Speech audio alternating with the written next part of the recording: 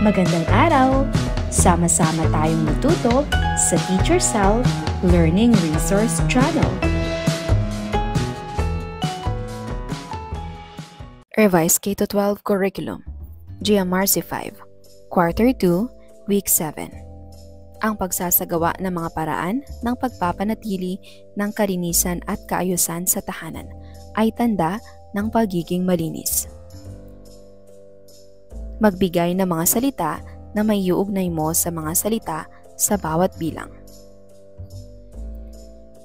Tahanan, pamilya, kagamitan, malinis, maayos.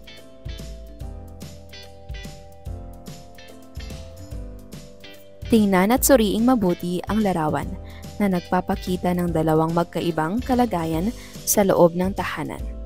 Ipahayag ang iyong saloobin at opinyon tungkol dito sa pamamagitan ng pagsagot sa mga katanungan.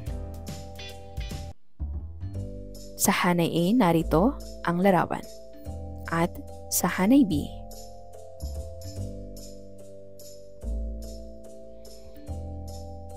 sumunod na grupo ng larawan.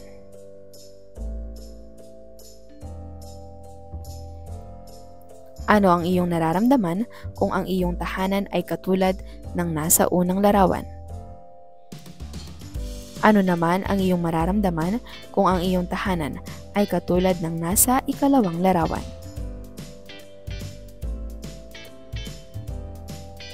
Saan mo mas nanaising mamalagi o manirahan? Bakit?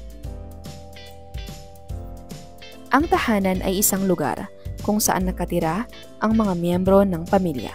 Isang biyayang maituturing ang pagkakaroon nito sapagkat nagbibigay ito ng silong at kalimitang naglalaman ng mga kagamitang kailangan upang maayos na makapamuhay ang isang tao.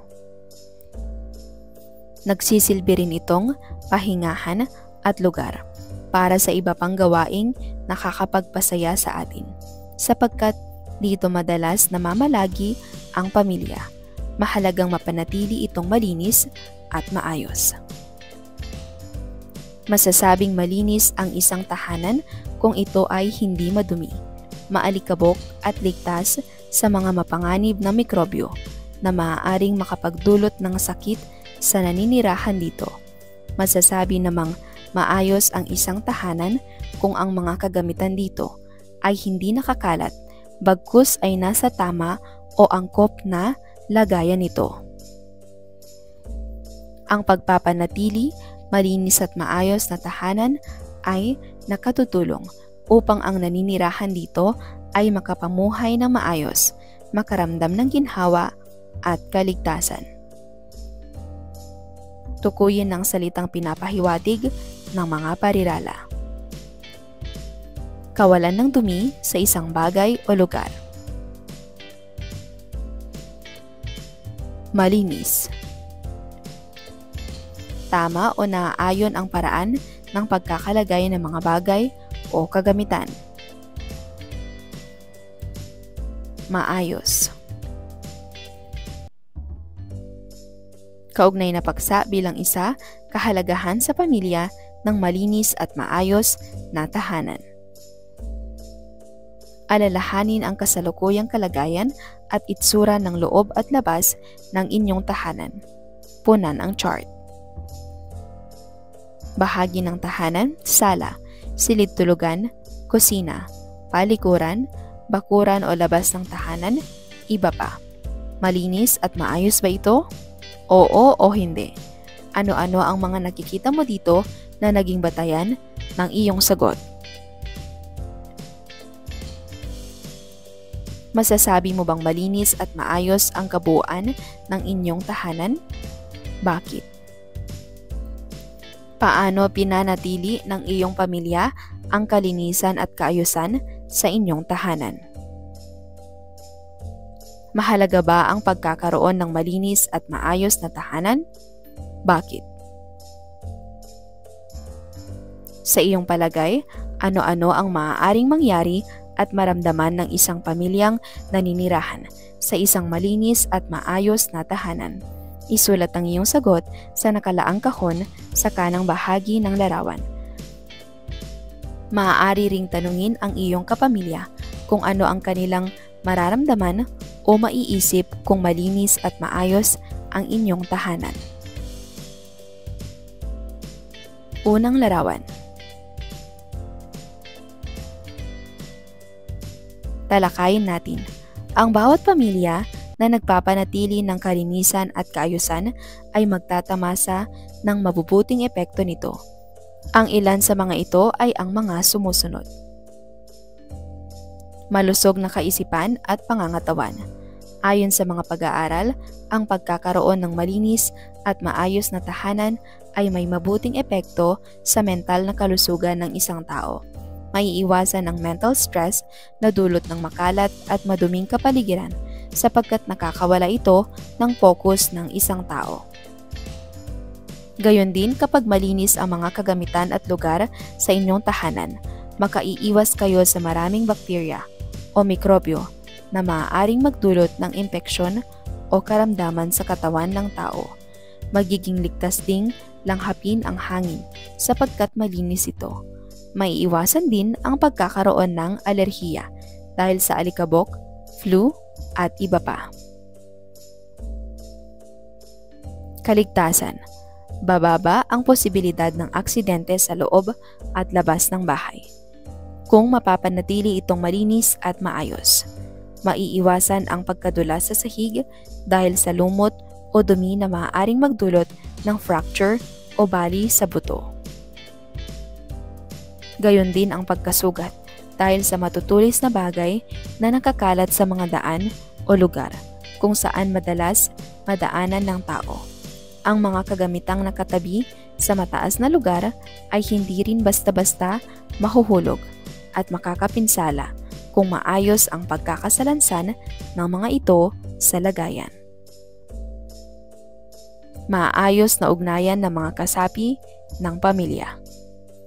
Ang pagpapanatiling malinis at maayos ng tahanan ay tungkulin ng bawat kasapi ng pamilya. Sa pamamagitan ng gawaing ito, nagtutulungan at lalong nagkakaisa ang bawat isa, kung kaya't nagiging maayos ang ugnayan sa pagitan ng bawat miyembro. Ang sama-samang paggawa upang maging maayos ang tahanan ay magdudulot din ng mabuting pakiramdam sa bawat isa. Ang pagpapanatiling malinis at maayos na tahanan ay hindi lamang makatutulong sa kapaligiran ng iyong tinitirahan. Magbibigay rin ito ng pagkakataon upang lalong mapaunlad ang ugnayan ng iyong pamilya. Hinihikayat nitong mapahalagahan mo ang iyong kalusugan at kaligtasan, kasabay ng pagpapahalaga rin sa ugnayan sa pamilya. Ayon sa iyong naging sagot sa gawain sa pagproseso ng pag-unawa, paksa bilang isa, anong bahagi ng inyong tahanan ang sa iyong palagay ay dapat bigyan ng agarang pansin? Alin ang mga lugar na nais mong gawing prioridad sa paglilinis at pagsasaayos? Maaaring hingin mo ang opinyon ng iyong pamilya tungkol dito.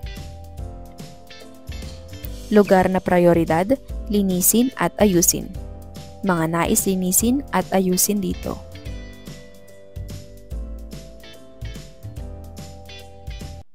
Para sa ikatlong araw. Ang mga sumusunod na larawan ay nagpapakita ng ilan sa mga gawain upang mapanatiling malinis at maayos ang isang tahanan. Isulat sa katabing patlang kung anong gawain ang ipinapakita dito. Unang larawan. Paghuhugas ng mga pinggan o pinagkainan.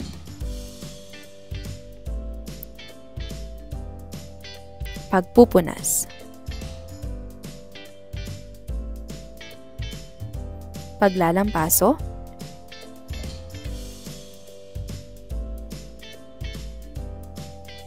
Pagtitiklop ng mga damit. Gaano mo kadalas ginagawa ang mga nasa larawan? Ginagawa mo ba ito ng tama at maayos? Bakit? Mayroon na ba kayong takdang gawain sa tahanan Upang mapanatiling malinis at maayos ito, ano-ano ang mga gawain na nakaatang sa iyo at sa iba pang kasapi ng iyong pamilya. Isulat ito at pagkatapos ay tayain kung gaano kadalas itong nagagawa at natatapos.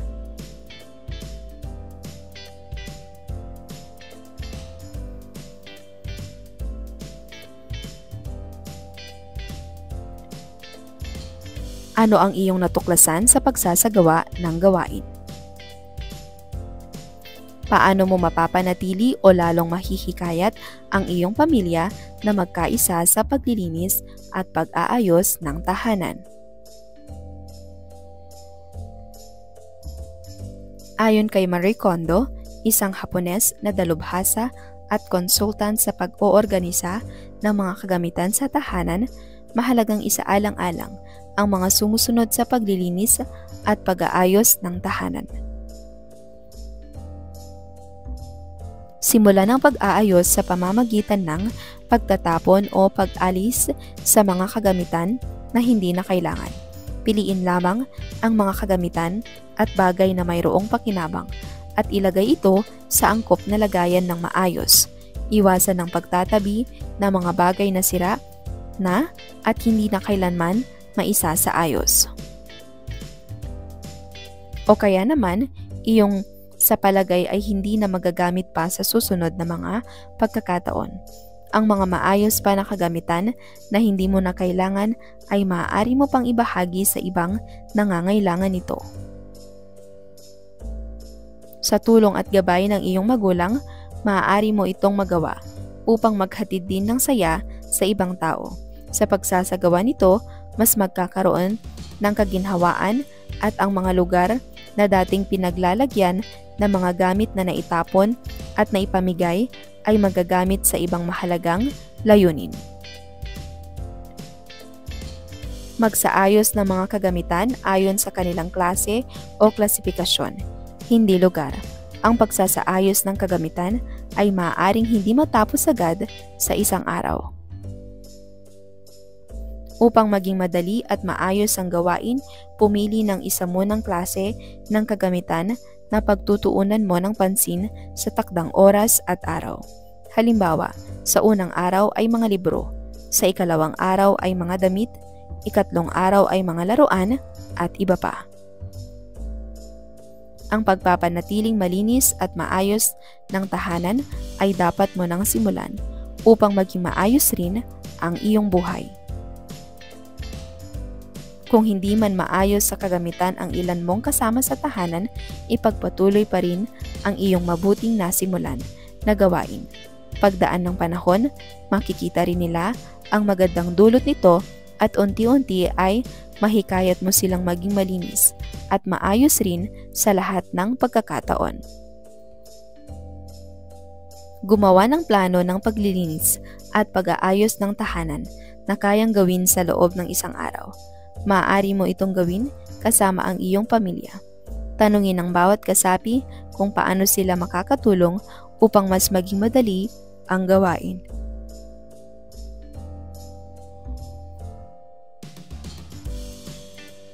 Para sa unang column, miyembro ng pamilya. Gawain at klase o uri ng kagamitan na lilinisin o aayusin. Lugar sa tahanan.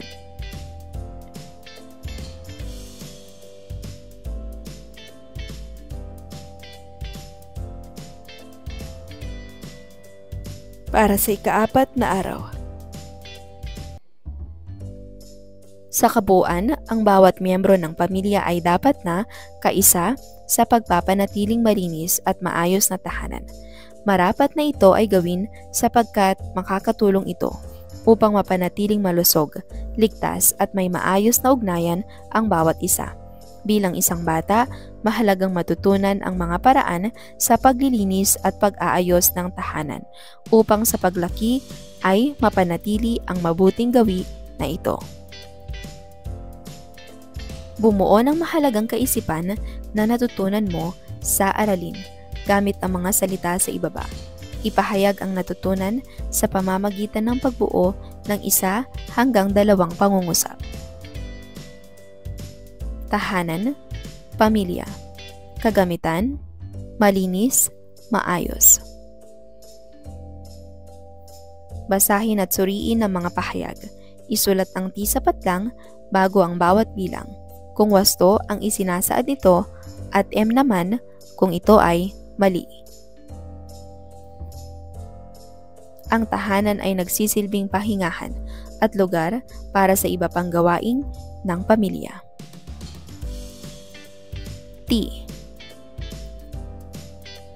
Masasabing malinis ang isang tahanan kung ang bawat kagamitan dito ay matatagpuan sa angkop nitong lagayan. M.